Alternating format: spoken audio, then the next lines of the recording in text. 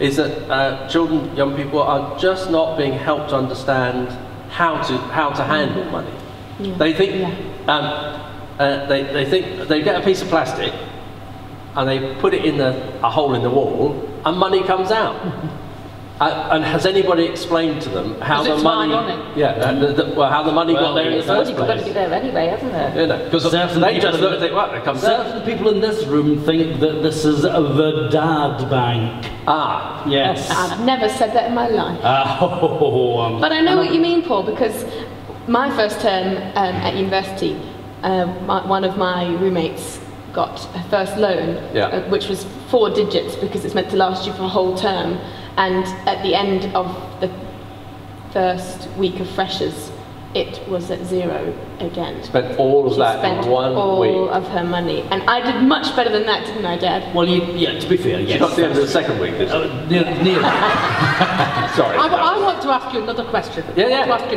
Both of you. Is it wrong then to be rich?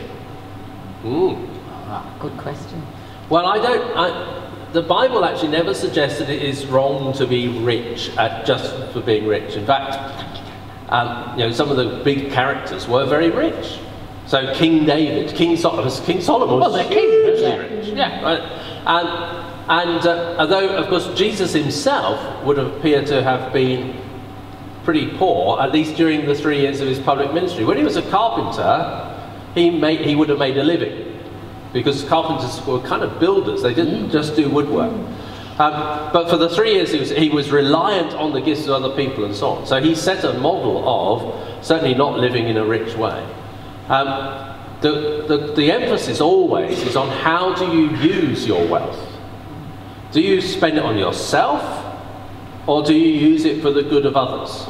And our responsibility is, if we have a family, we have a primary responsibility to care for that family. But how do we use our wealth in a way which is generous out towards others? So the more we have, the more we give away. That's the principle. And we shouldn't indulge ourselves with the wealth.